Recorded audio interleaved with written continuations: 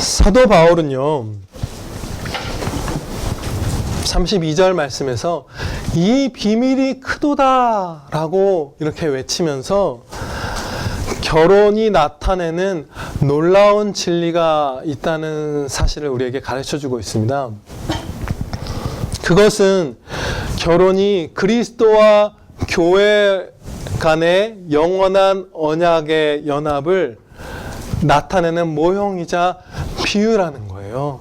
그리스도와 교회의 연합을 나타내는 것으로서 이 세상에서 한시적으로 결혼이라는 비유가, 모형이 주어졌다. 이 사실을 지금 사도 바울이 너무나 큰 비밀이 결혼에 담겨 있다, 이렇게 외치고 있는 것입니다. 사도 바울은요, 본문 말씀 31절을 창세기 2장 24절을 그대로 인용하여서 말씀하였습니다.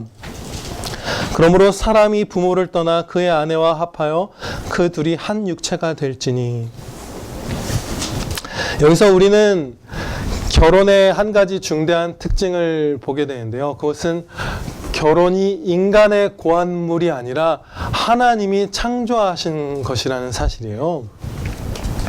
하나님께서는 첫 사람인 아담과 하와를 창조하실 때부터, 창조하신 다음도 아니고 이미 창조하시는 그 순간에도 결혼을 같이 만드신 거예요. 그래서 결혼이 얼마나 중대한 일인가, 하나님께서 친히 창조하신 일이다, 이 사실을 창세기 2장 24절을 인용한 31절 본문 말씀에서 우리가 배울 수 있습니다. 그리고 봉독한 말씀대로 결혼을 하면 남편과 아내 두 사람이 한 몸으로 연합이 되잖아요. 하나가 되는 거예요, 둘이. 그런데 이때 사람이 스스로 하나가 되는 것이 아니라 하나님이 둘을 하나로 만들어 주신다는 사실을 가르쳐 주신 말씀이 있어요. 마가복음 10장 6절 9절에 이렇게 예수님께서 말씀합니다. 창조 때로부터 사람을 남자와 여자로 지으셨으니 이러므로 사람이 그 부모를 떠나서 그 둘이 한 몸이 될지니라. 이러한즉 이제 둘이 아니요 한 몸이니 그러므로 하나님이 짝지어 주신 것을 사람이 나누지 못할지니라. 부부가 이루 말할 수 없는 은혜로, 하나님의 은혜로 하나가 돼서 하나님께 더 영광 돌리고 더 복된 삶을 살 수 있는 기회가 주어진 것이에요. 그러니까 하나님께서 만드셨고 결혼은, 그리고 결혼의 그 가장 핵심적인 두 남녀의 하나됨이 바로 하나님께서 행하시는 거예요. 그러니까 이 결혼이 얼마나 중대한가, 결혼이 태초부터 얼마나 엄청난 일인가, 우리가 자유롭게 이 땅을 살면서 만들어낸 어떤 하나님 말씀 안에서 만들어낸 그런 부산물이 아니라 하나님이 친히 창조 때부터 만드시고 하나님이 직접 행하시는 위대한 역사다라는 사실을 알 수 있습니다. 그런데 이 결혼은 아담과 하와로부터 쭉 있었는데 이제 이 신약 시대에 와서 결혼이 갖고 있는 그 궁극적인 위대한 목적을 하나님께서 가르쳐 주시는 거예요. 그것이 바로 아까 말씀드린 바대로 그리스도와 교회와의 은혜의 언약의 연합, 이것을 이 땅 가운데서 밝히 드러내는 관계로서 결혼 언약이 주어진 것이잖아요. 근데 물론 구약 시대에도 하나님과 하나님의 백성들, 하나님의 자녀들 간의 관계를 출애굽기 같은 데에서도 혼인으로서 나타내고 있어요. 그런데 이제 더 밝게 드러나서 예수 그리스도, 우리의 신랑이신 예수 그리스도와 우리는 신부로서 영원한 한 몸이 되어서 우리가 주님과 동거하며 임마누엘 하나님과 저 천국에서 영원토록 살아갈 것이라는 이 놀라운 신비적 연합을 결혼으로서 드러낸다는 사실이 이 신약 시대에 밝혀진 것이에요. 그래서 이 비밀이 크도다. 예, 아멘입니다. 그것을 사도가 외친 거예요. 그러면 이제 우리는 구약시대의 성도보다 더 풍성하게 결혼이 가진 참된 목적을 알게 되었습니다. 그것을 한 단계를 거쳐서 제가 말씀을 드리면요. 우리가 하는 모든 생각과 말과 행동은 다 하나님의 영광을 위하여 하라고 말씀하셨잖아요. 아멘. 그럼 결혼도 하나님의 영광을 위하여 우리가 행해야 하는 것이고, 결혼 생활이라 하면 하나님께 드리는 찬양의 산 제사인데, 그 구체적인 방식을 오늘 배운 것입니다. 교회와 그리스도 간의 그 언약을 드러내는 방식으로서 부부가 살아갈 때에 그것이 결혼의 참된 목적을 풍성하게 행하는 것입니다. 결혼의 참된 목적은 예수 그리스도와 교회와의 관계를 온 세상에 밝히 비추는 것이에요. 그것이 바로 결혼의 참된 목적입니다.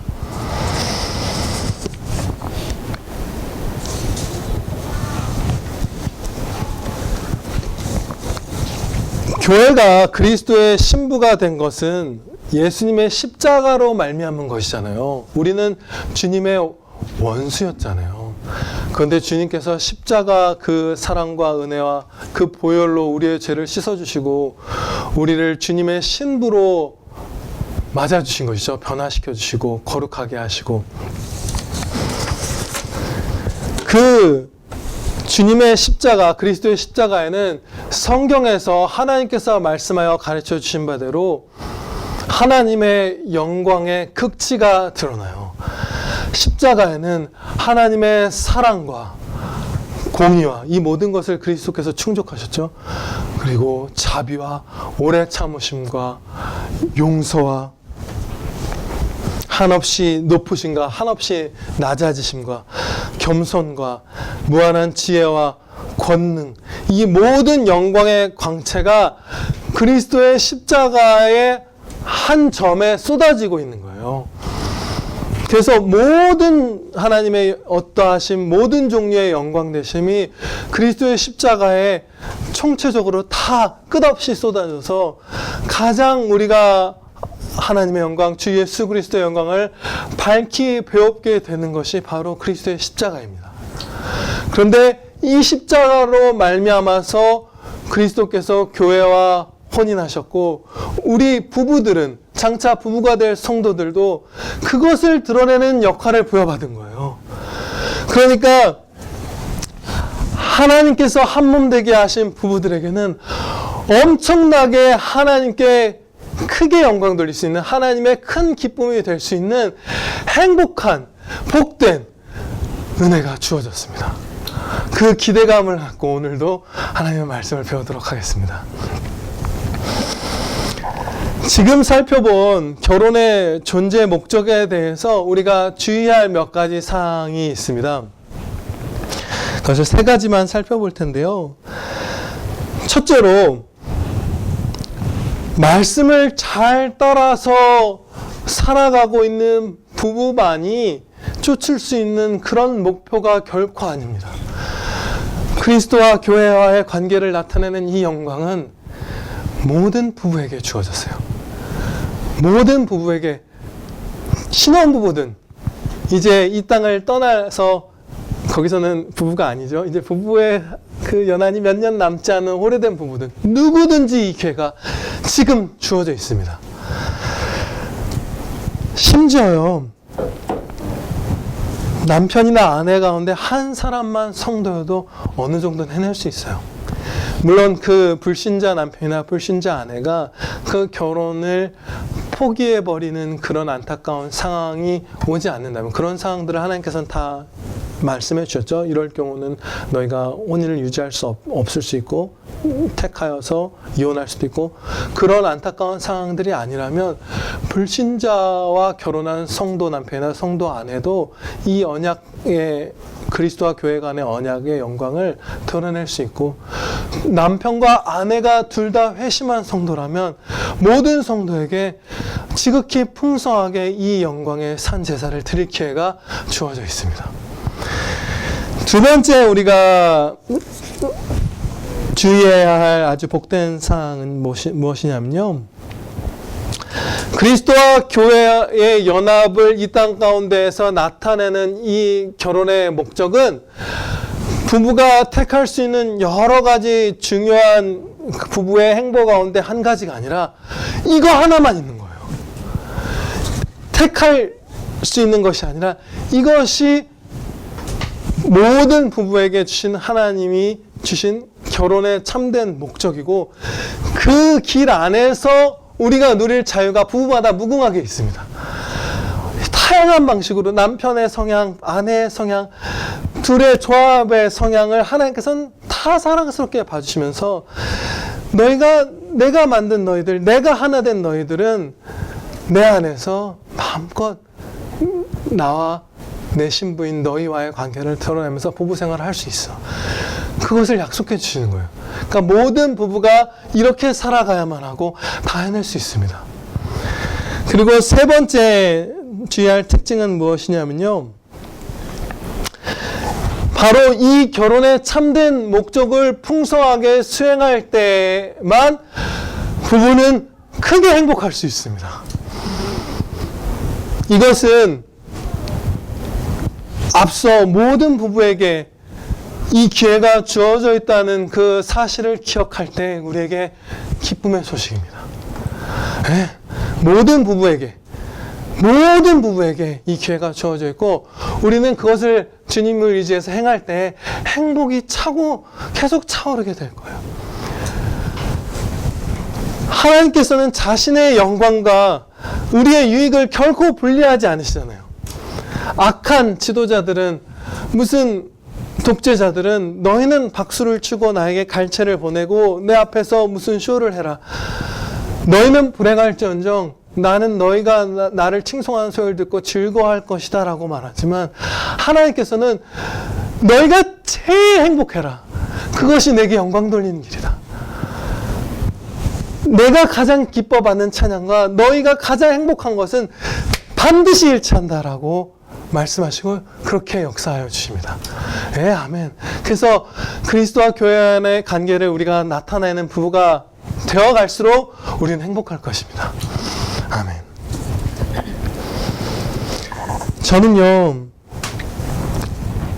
소원하기를 이 에베소서 5장의 남편과 아내 사이의 이 말씀을 3번에 걸쳐서 설교하기를 이렇게 소원하고 있어요. 지금 첫 번째 시간에는 이 전체적인 것, 이 궁극적인 목적을 여러분에게 선포하고, 두 번째 오늘 저녁 때에는 남편들에게 주신 그 영광된 그리스도를 나타내는 책무를, 그리고 다음 주 아침 예배 때에는 교회, 이 복받은 사랑받는 신부인 교회를 아내가 드러내는 그 말씀을 선포하고자 하는데요. 앞서 좀 전에 말씀드린 바대로 오늘은 이 결혼의 근본적인 목적과 부부 양편에 모두 동일하게 해당되는 그 영광된 임무들에 대해서 살펴보도록 하겠습니다.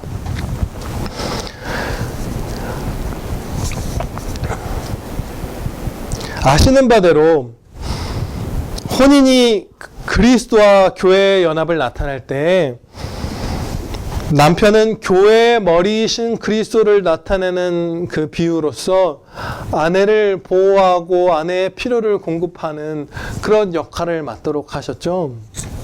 그리고 아내는 남편에게 순종하면서 그리스도께 행복한 자발적 자유로운 순종을 하는 그 사랑받는 신부의 역할을, 그 사랑받는 신부인 교회를 나타내는 역할을 이 땅의 아내들에게 주셨어요. 그런데 남편과 아내의 관계는 교회와 그리스도 간의 관계와 유사성도 갖고 있지만 좀 전혀 다른 부분도 있어요. 그 다른 부분들이 무엇이냐면요, 중대한 차이점들이죠. 이 중대한 차이점들 때문에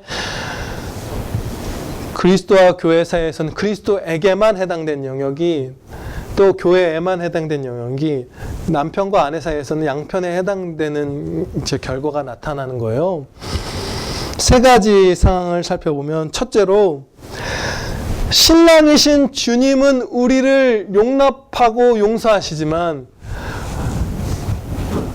주님의 신부인 우리는 주님을 용납하고 용서할 일이 없죠. 주님은 거룩하신 하나님이시기 때문이에요. 반면에 이 땅의 부부 사이에서는 남편과 아내가 서로 용납하고 용서해야 합니다. 그런 차이점이 있는 거예요. 그리스도와 교회와의 관계랑 다른 점이.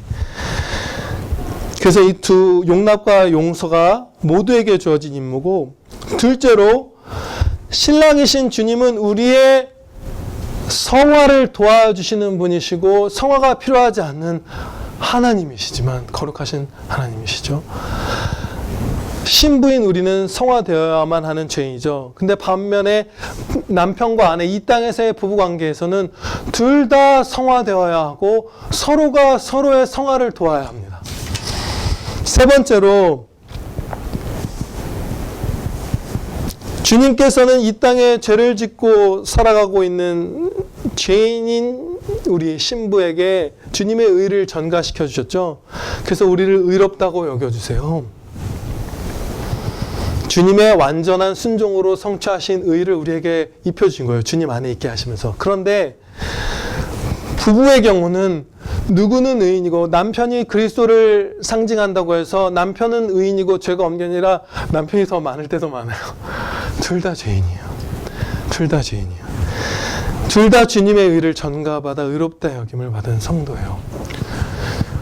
그래서 이러한 공통점들, 의롭다 여김, 성화를 이루어야 하고 성화를 서로 도와야 하고 또 서로 용납하고 용서하며 사랑해야 하는 이 책임이 부부 사이에 남편과 아내에게 공통적으로 주어져 있습니다.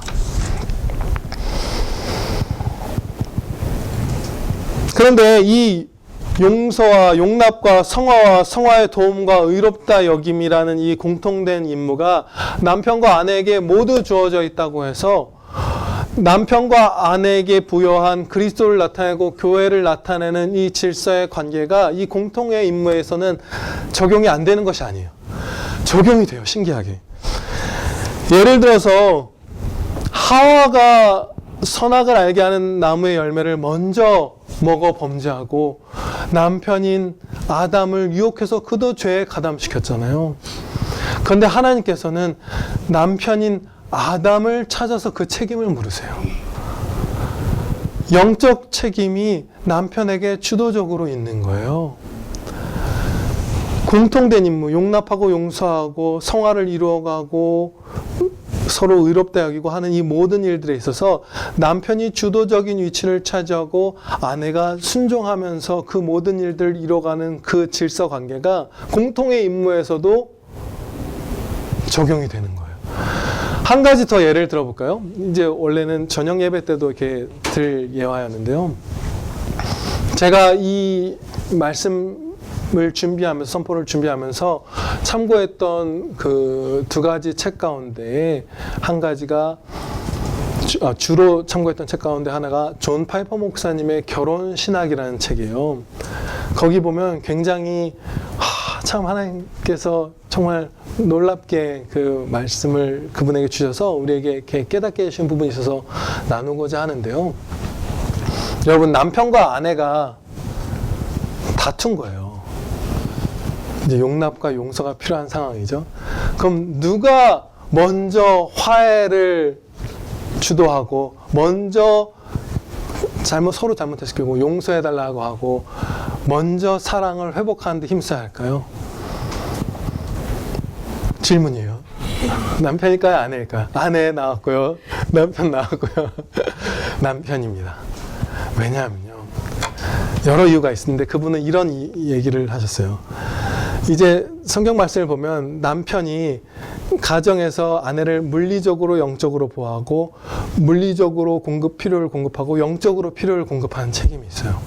그런데 다투고 분을 품고 잠자리 갈 때까지 분을 풀지 않으면 성도가 마귀로 하여 틈을 타는 것이라고 하나님께서 가르쳐 주셨잖아요. 그럼 부부가 싸워서 화해를 하지 못하고 잠이 들면 사단 마귀들로 하여금 우리 가정에 영적으로 강도보다 더 무서운 그들이 대문을 열고 들어오게 해주는 것이에요. 그럼 그 보호의 책임은 남편에게 있습니다. 그래서 남편이 아내가 90을 잘못했더라도 아내가 먼저 사과할 수 없다는 건 아니에요. 아내분도 성령께서 역사를 주실 때 먼저 미안하다고 하세요. 오해하시면 안 되는데요. 남편이 먼저 하는 거예요. 여보, 미안해. 우리 화해하자. 사랑해. 하나만 잘못했더라도, 아내가 10개 잘못했더라도, 아까 그건 정말 내가 잘못했어. 용서해줘. 그러면서 회복해 하는 거예요. 그러니까 공통의 임무로 지어진 이 용납과 용서에 있어서도 남편의 머리됨과 아내의 순종함의 질서가 적용되는 것입니다. 이제 이 공통된 사항들을 하나씩 이제 좀 더 세부적으로 살펴보도록 하겠습니다. 먼저 남편과 아내가 서로를 용납하고 용서하는 이 은혜에 대해서 살펴보도록 하겠습니다. 부부는요, 모든 성도 관계들 가운데에서 가장 철저하게 완전하게 용납과 용서를 이루어내야 하는 관계의 1등에 해당합니다. 그렇죠? 그리스도의 십자가로 맺은 주님과 교회 안의 그 언약을 세상에 나타내야 하는 임무를 받았으니까. 그래서 배우자를 지금의 모습 그대로 우린 용납해야 합니다. 할 수 있어요. 너무 부족하죠. 우린 너무 다 부족해요. 그대로 용납할 수 있어야 합니다. 해야 하고요. 반드시 해야 하고요. 할 수 있어요. 그리고 배우자를 70번씩 7번까지라도 끝까지 계속 용서할 수 있습니다. 용서해야 합니다. 용서할 수 있어요. 우리는요, 이렇게 항상 생각해야 돼요. 이 사실을 생각하는 거예요. 내가 어떻게 주님의 신부가 되었지? 내가 어떻게 교회가 되었더라? 내가 어떻게 교회가 되었지? 주님의 십자가 사랑을 받았기 때문에 나는 주님의 신부, 주님의 교회가 되었구나. 1만 달란트를 탕감받은 자인데 나에게 100데나리온 빚진 내 아내를, 내 남편을 내가 어떻게 용서하지 않을 수 있으랴? 내가 어떻게 그 사람의 흠을, 주님의 그 높으신 한 점 죄를 용납하실 수 없는 그 의롭고 거룩하신 하나님이 이 흠 많은 나를 용납해 주셨는데 어떻게 같은 죄인이고 같은 십자가 구원을 받은 영광된 그 하나님의 유업을 상속받을 존귀한 형제 자매들인 우리 부부가 서로를 용납하지 않을 수 있겠습니까? 주님 앞에 기도하고 도와주세요. 예수님의 마음을 주세요. 기도하면서 다 용납하는 거예요. 이 말씀이 선포되면서 여러분이 이 사실을 더 잘 할 수 있겠죠, 우리는. 그것이 우리에게 주어진 은혜입니다. 주여.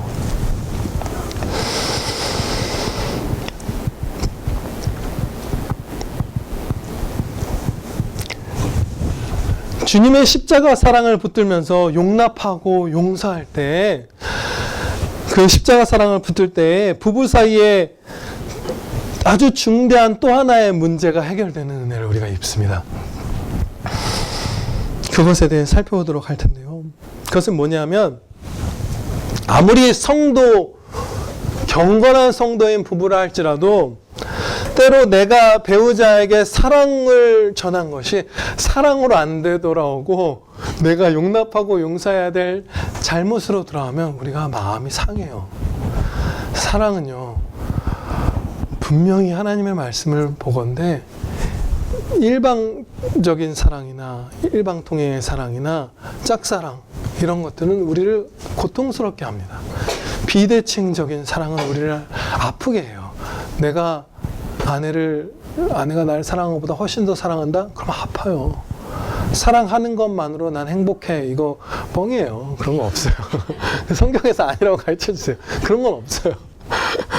사랑은 사랑으로 돌아와야 되는 거예요. 그래야 우리가 건강해요.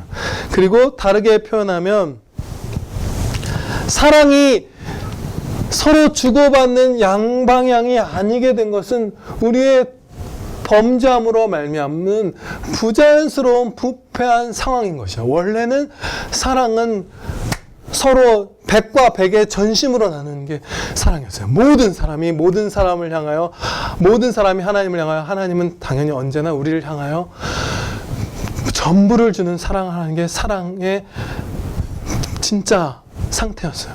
근데 우리가 범죄함으로 그것이 비대칭이 막 되고 이렇게 된 거죠. 그러면 우리가 부부 사이에서 나는 사랑했는데 저 사람은 때로 나에게 막 공격을 하거나 나를 속상하게 할 때, 나는 성실하게 막 헌신했는데 남편은 막 무심하고 이럴 때, 아내는 막 무심할 때, 그 고통은 어떻게 하죠? 이런 질문이 들죠. 아버지, 저 어떻게 해요? 어떻게 감당할 수 있어요? 저 이거 어디서 위로받나요? 그리고 이런 질문도 힘겨울 땐 들죠. 이 힘겨움에도 불구하고 우리가 배우자를 완전히 그대로 받아들이고 끝까지 용서할 수 있습니까, 아버지? 그 두려움이 생기잖아요. 성경 말씀 골로새서 3장 12절로부터 14절 말씀에서 답을 얻을 수 있습니다. 골로새서 3장 12절로부터 14절에서 답을 얻을 수 있는데요. 제가 봉독하겠습니다. 그러므로 너희는 하나님이 택하사 거룩하고 사랑받는 자처럼 긍휼과 자비와 겸손과 온유와 오래 참음을 옷 입고 누가 누구에게 불만이 있거든 서로 용납하여 피차 용서하되 주께서 너희를 용서하신 것 같이 너희도 그리하고 이 모든 것 위에 사랑을 더하라. 이는 온전하게 매는 띠니라. 아멘. 하나님께 택함 받고 거룩하게 하심을 입고 사랑받는 자로서 하나님께 사랑받는 그 힘, 그 기쁨으로 우리의 형제 자매를 용납하고 용서하라 하나님께서 말씀하셨습니다. 우리는요, 되돌아오지 않는 고통스러운 사랑을 하는 사람들이 아니에요. 우리가 아내를 사랑하는 그 사랑은 하나님께 사랑받고 하나님을 사랑하는 하나님 사랑 안에서 하는 사랑입니다. 우리가 남편을 사랑하는 그 사랑은, 남편과 아내를 용납하고 용서하는 그 사랑은 하나님께 사랑받는 자로서 하나님을 사랑함으로써 하는 것이에요. 그래서 우리는 한순간도 짝사랑을 하는 사람들이 아닙니다. 한순간도 되돌아오지 않는 고통스러운 사랑이 우리의 전부가 되어서 눈물로만 살아가야 할 사람들이 아니에요. 물론 실제적으로 우리에게 고통이 있어요. 그런데 주님을 바라보면서 내 아내를 사랑할 때, 내 남편을 용서할 때, 그럴 때 주님을 바라보면서 주님이 나를 창세전부터 사랑하셨지, 그 사랑의 기쁨 가운데에서 하나님, 제가 주님의 사랑으로, 주님을 사랑함으로 이 사람을, 주님이 사랑하시는 이 내 아내를, 이 내 남편을 사랑합니다. 주님 위로하여 주세요 하면 다 위로받습니다. 힘을 다 받습니다. 하나님께서는요, 이렇게 우리에게 말씀해 주신 것 같아요. 잘했다. 내가 사랑하는 아들아. 내가 사랑하는 딸아. 잘하였다. 내가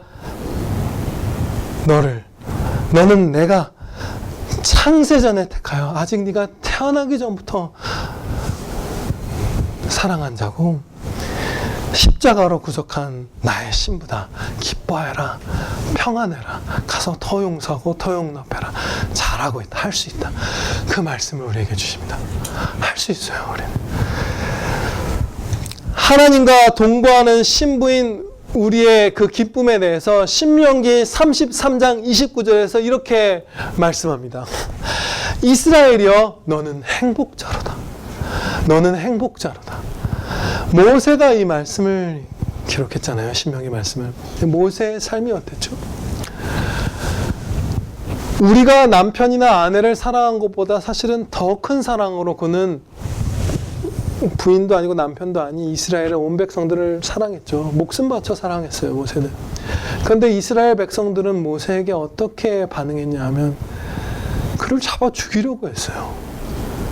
모욕하였고 그 누이도 그를 모욕하였고 애굽의 모든 지위와 금은보화 모든 것들을 다 버리고 하나님의 백성과 함께 거하며 장차 천국을 소망하며 그 기쁨으로 살아간 그 사랑의 지도자, 온 인류 가운데 가장 그 온유했던 형제를 이스라엘의 수많은 백성들이 살인하려고 했어요.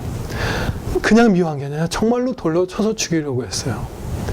그러면 그 사람은 모세라는 한 성도, 그 선지자 모세는 고통스러워야 하잖아요.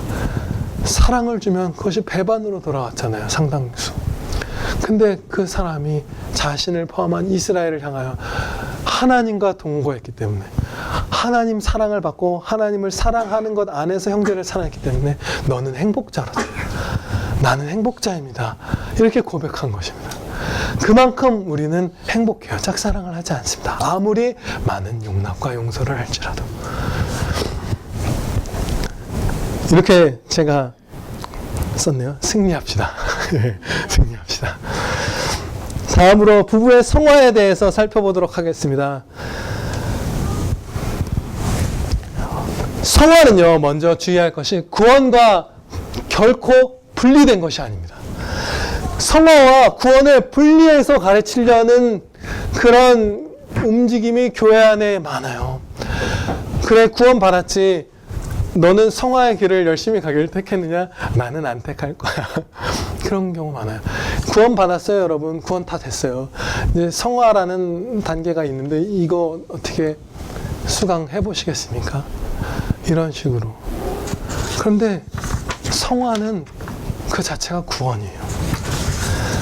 우리의 모든 죄의 오염에서 우리를 완전히 깨끗하게 씻기시고 영화롭게, 영광되게 우리를 빚어서 하나님 나라로 데려가셔서 그 주님과의 결혼 생활에 그 궁극을 이루는 것이 그 자체가 구원이에요. 성화가 없으면 우리는 구원을 못 받습니다. 그래서 성화는 선택이 아니라 그 자체가 구원의 핵심이다라는 것을 우리가 먼저 기억해야 합니다.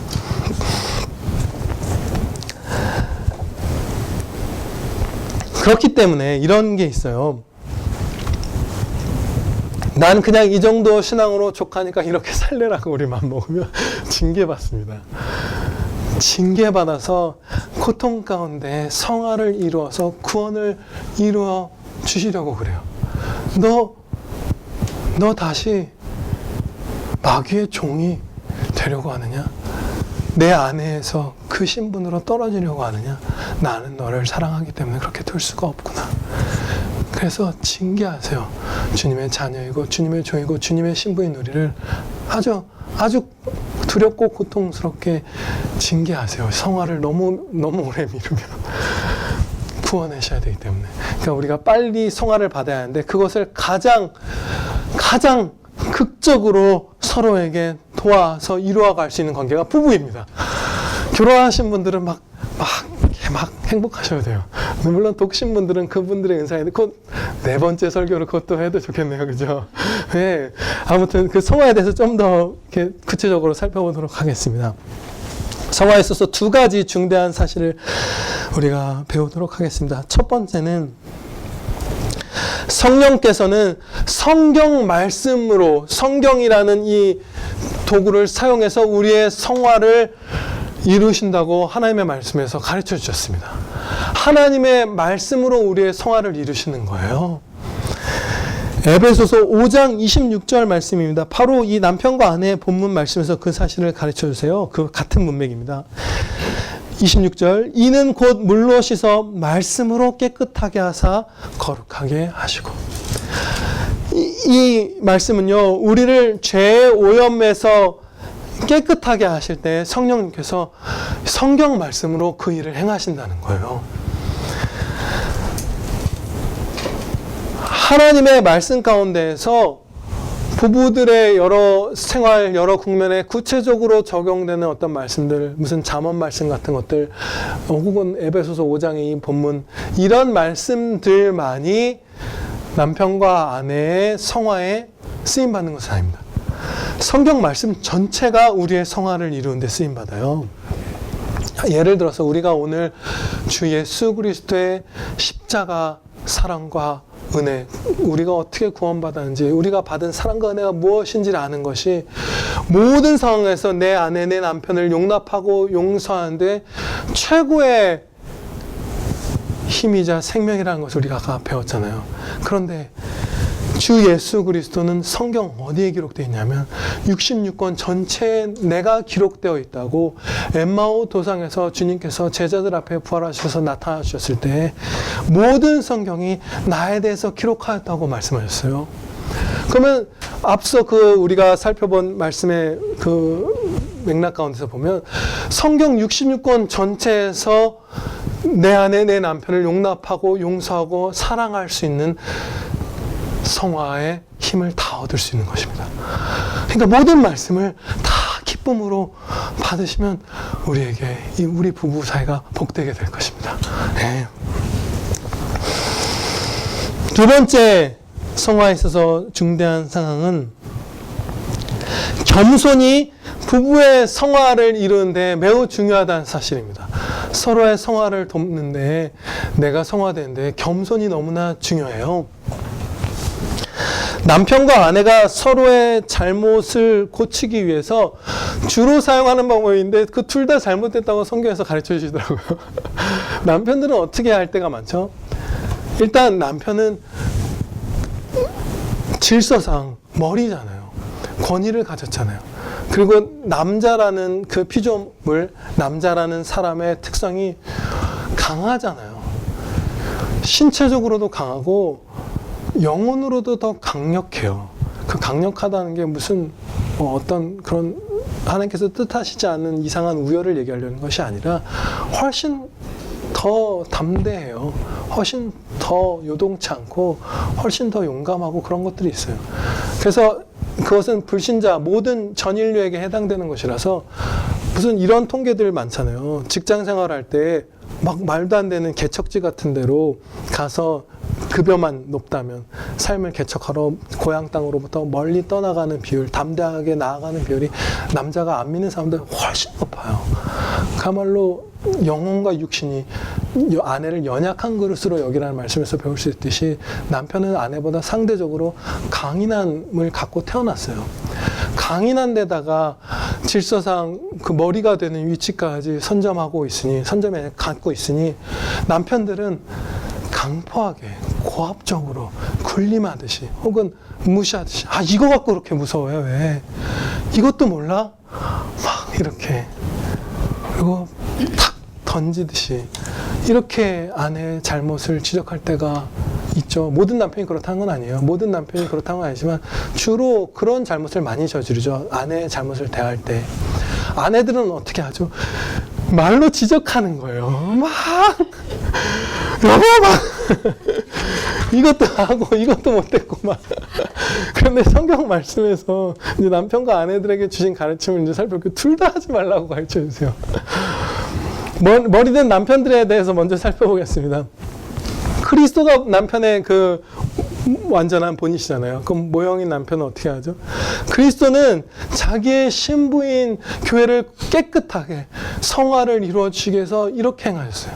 소리 지르지 않고 고요하게 온유하게 속삭여 주셨어요.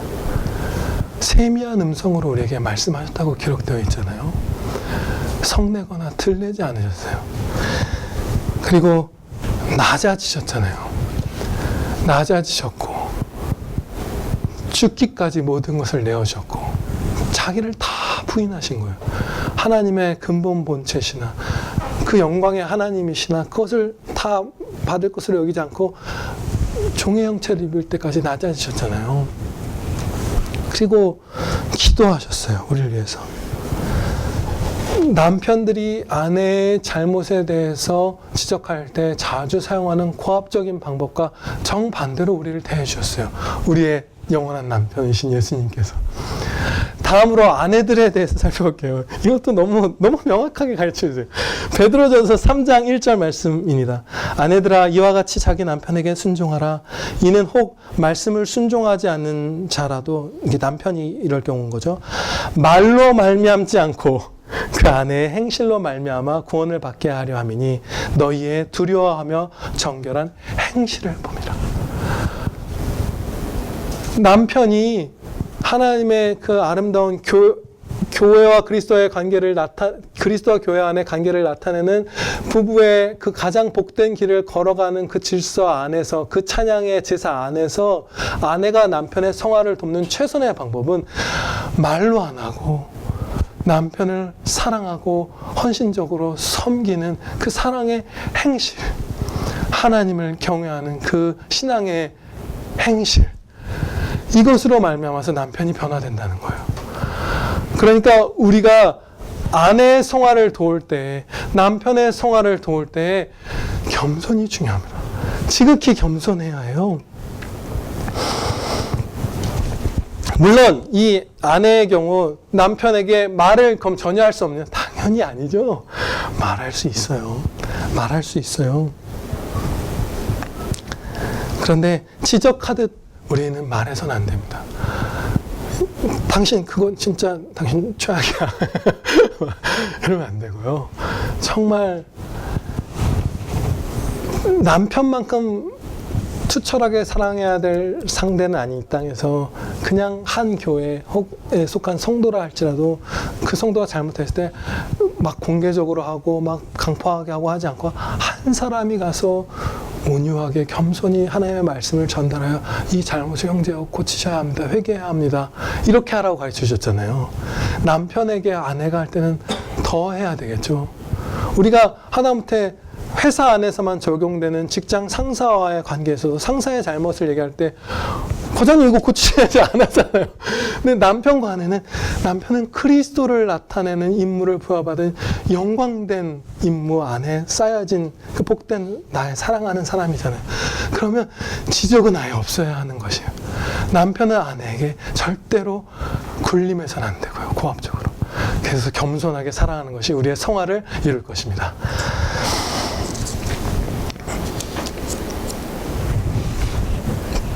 마지막으로 우리는 하나님의 자녀인 배우자를 의롭다고 여겨야 하고요. 그리고 상대를 의로운 자로 봐야 하는 거예요. 그리고 또 한 가지는 내 배우자가 장차 천국에서 완전해질 모습으로 바라봐야 합니다. 이것이 가능해요. 이 사실에 대해서 마지막으로 구체적으로 살펴보고 마치도록 하겠습니다. 이 땅에서 남편과 아내 모두가 아직 죄를 범하고 사는 우리는 상태적으로 죄인이에요. 그러나 이미 예수 그리스도를 믿은 우리는 이미 그리스도의 의로 옷 입혀진, 그리스도의 의 안에 있는, 그리스도 안에 있는 자로서 하나님께서 너희는 의로운 자다라고 칭하신, 의롭다 칭함받은 자들입니다. 그것이 우리가 아는 칭의라는 말씀이죠. 우리는 하나님께 칭의받은 자들이에요. 그래서 서로를 부부가 의로운 자로 여기고 하나님이 의롭게 보시는 자, 나도 의롭게 보는 거예요. 그래서 존귀히 여기는 거예요. 서로 먼저 존경하고 존귀한, 하나님이 친히 의롭다 하신 그 귀한 하나님의 백성으로 서로를 바라봐야 하는 거예요. 배우자가 가진 죄에 우리 집중하지 맙시다. 주님의 의가 그를 감싸고 있고 그를 완전하게 의롭게 결국 빚어주실 것이기 때문입니다. 네. 내 반쪽된 사람이 그 죄인된 상태에 끝까지 머물러 있을 것이라고 추호도 생각하지 맙시다. 우리 하나님께서는 택하신 자를 완전한 성화를 이루어 영광된 그 영화의 단계까지 반드시 끌고 가실 것입니다. 남편과 아내를 이렇게 이미 의롭다 칭함을 받은 자로 여기고 완전한 의로움의 단계에 이를 것으로, 그 성화를 이룰 것으로 여기고, 또 나아가서 이 땅에서 우리가 서로를 바라볼 때 장차 천국에서 완전하게 될 우리의 육신과 영혼과 그것이 하나 된 전인격, 완전한 전인격의 모습을, 그 모습으로 내 남편, 내 아내를 바라보아야 합니다. 이것에 대해서는 조금 더 설명을 드리고 마칠게요. 주님께서 우리를 바라보실 때 어떻게 바라보실까요? 하나님의 말씀에서 답을 주세요. 우리를 이 땅에서 여전히 부패함이 남아있고 여전히 하나님께 범죄하는 그 참혹한 모습으로만 우리를 보실까요? 아니면 장차 천국에서 완전히 사랑스럽게 될 완전히 한 점 흠고 없고 티 없고 깨끗한 거룩한 영광된 신부가 될 그 모습으로도 바라봐 주실까요? 네, 후자예요. 두 모습으로 다 보시는 거예요. 오히려 그 완성된 모습으로 주로 바라보시는 거죠. 이 표현은 우리의 입장인 거지, 이렇게 주로라는 게 하나님은 그렇게 우리의 사고 체계랑은 전혀 다르시지만 아무튼 우리를 그 완성될 모습으로 하나님께서는 바라봐 주신 거예요. 우리가 빵을 구울 때 반죽을 넣잖아요. 부풀지도 않고 휘어 말거나 이 반죽을 이렇게 굽잖아요. 무슨 막 이렇게 격자 무늬가 있는 이런 빵들도 반죽 상태에서 보면 진짜 별거 없죠. 그냥 납작한 흰색 밀가루 덩어리예요. 근데 우리가 그것을 넣을 때 우리의 정신에서는 그 빵이 부풀어 올라서 무늬가 드러나고 색깔이 노릇노릇해지고 맛있는 빵이 될 모습을 겹쳐보면서 오븐에 넣어요. 그래서 베테랑들은 15분 맞춰놓고 딴 일 도마 닦고 무슨 딴 빵 만들겠지만 우리 같은 아마추어들은 빵을 만들 때 이미 저 반죽을 바라볼 때 완성된 빵의 모습을 투영해서 보면서 그 모습까지 자라오를 때 불을 끄고 빵을 빼죠. 우리가 그 빵 하나를 구울 때에도 그게 완성될 모습으로 바라봐요. 왜 완성될 모습으로 바라볼 수 있는 근거는 뭐죠? 내가 이 빵을 태우지 않을 거니까. 주의를 기울여서 이 빵을 안 태울 거고, 주의를 기울여서 이 빵을 오븐 안에 방치해서 썩어버린 반죽이 되게 내가 안 만들 거거든요. 그래서 우리는 이 반죽을 오븐 안에 넣을 때도 완성된 빵으로 봐요. 사람이 행하는 일에 있어서도 우리가 미완성된 것을 완성의 모습으로 볼 수 있다면, 하나님이 내 남편, 내 아내를 완전하게 하실 것이라면 하실 것인데 우리가 그 사람을 완성된 모습으로 보지 못할 이유가 어디 있겠습니까? 없습니다. 기도드리시겠습니다. 하나님 아버지, 저희를 이 영광된 목적으로 부부되게 하여 주심을 감사합니다. 아버지 하나님, 우리가 항상 내가 어떻게 주 예수 그리스도의 신부인 성도가 되었나, 주님의 그 십자가 사랑으로 말미암았다는 사실을 기억하면서 그 은혜로 말미암았구나, 내가 1만 달란트를 탕감받은 자이구나, 내가 사랑받는 딸이구나, 내가 사랑받는 아들이구나, 이 사실을 생각하면서 아내와 남편의 허다한 허물을 덮고 사랑하고 그가 거룩하게 아름답게 빚어져가는 것을 돕고, 또 그가 이 땅 가운데서 풍성하게 하나님께 찬양 드리며 살아가다가 이제 장차 천국에서 내 남편이 아니라 내 아내가 아니라 내 형제, 내 자매가 되었을 그때 장차 심판날에 주님께 많은 칭찬과 많은 상을 받고 하늘에 많은 보화를 쌓을 수 있는 자가 되도록 돕는, 정말 이 남편이 영원한 상을 받았으면 좋겠다, 이 아내가 영원한 상을 충만히 받았으면 좋겠다는 그 벅찬 그리스도의 마음을 품고서 아내와 남편의 성화를 돕고 아름답게 서로 사랑하며 이 땅 가운데 불신자들에게도, 우리의 자녀들에게도, 교회 후배들에게도, 후손들에게도 그리스도께서 교회와 맺어주신 그 은혜의 사랑의 영원한 언약을 드러내는 행복한 부부들 다 되게 해주시옵소서. 예수 그리스도의 이름으로 기도하옵나이다. 아멘.